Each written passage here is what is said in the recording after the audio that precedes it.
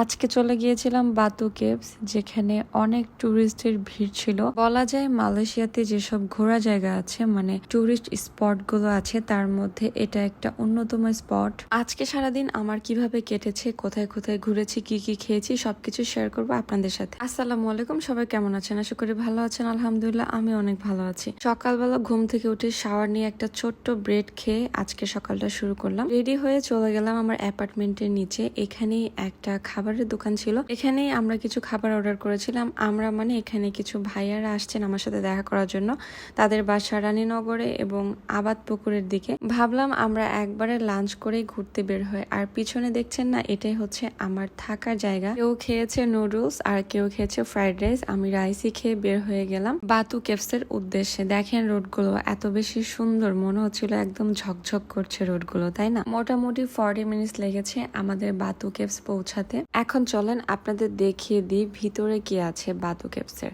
এখানে ছিল একটা মন্দির বড়, এটা বেসিক্যালি তামিল হিন্দুদের একটা উপাসনালয় বা মন্দির বলতে পারেন। পাহাড়ের সাথে এই মূর্তি লাগানো দেখে আমার খুব ভালো লাগছিল, বাট অ্যাকচুয়ালি এখানেই শেষ নয়, ভিতরে কেভস আছে।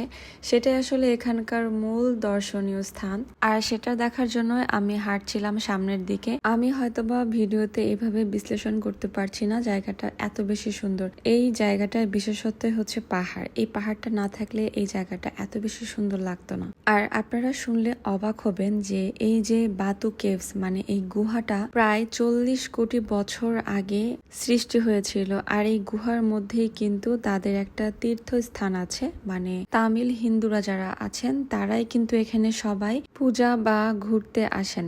আর আমার পিছনে যে এই সিঁড়িটা দেখছেন, কালারফুল সিঁড়ি, এই সিঁড়ি দিয়ে উঠলে কিন্তু আমরা বেসিক্যালি গুহাটা পাবো। অনেকে এই সিঁড়ি দিয়ে উপরে উঠতে চান না, বা যারা বয়স্ক আছেন তাদের জন্য একটু কষ্ট হয়ে যায়, কারণ এই সিঁড়ির স্টেপ আছে 272টা স্টেপ। আর 272টা স্টেপ পাওয়ার পরে কিন্তু আমরা এই গুহাটা পেয়েছি। আমি এখানে উঠেছিলাম আমার মনের জোরে, কারণ আমার মনে হয়েছে এখন আমার বয়স কম, এখন যদি আমি উপরে না উঠতে পারি এরপরে আর হয়তো বা উঠতে পারবো না, যখন আমার বয়স আরো বেশি বেড়ে যাবে। ভিতরে ঢোকার পরে মনে হলো এটা একটা গুহা, তাও আবার এত বড় গুহা।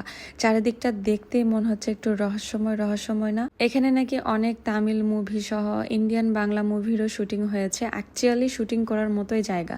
আমি হয়তো বা আপনাদের এটা দেখাতে পারছি না ওইভাবে ভালো করে। আর এই গুহার মধ্যে কিন্তু আরো অনেক ছোট ছোট গুহা আছে, আর একটা ফাঁকা জায়গা আছে যেখান থেকে আলো আসছিল। গুহার সর্বোচ্চ উঁচু জায়গাতে এই মন্দিরটা অবস্থিত, যেখানে তামিল হিন্দুরা তাদের প্রার্থনা করছিল। যারা এখানে যাওয়ার পরে উপরে উঠবেন না তারা অনেক কিছুই মিস করবেন। আমার কাছে তো খুবই ভালো লেগেছে, খুবই সুন্দর একটা জায়গা। নিচে আসার পরে দেখলাম হালকা হালকা বৃষ্টি পড়ছে, আর সেজন্যই আমি দৌড় দিয়ে একটা দোকানে গেলাম, যে একটা ডাব কিনে খাচ্ছিলাম, কারণ আমি অনেক টায়ার্ড। উপরে উঠেছি আবার নিচে নেমেছি। আর মালয়েশিয়ার বৃষ্টির কথা কি বলবো, একটু পরপরই বৃষ্টি হয়।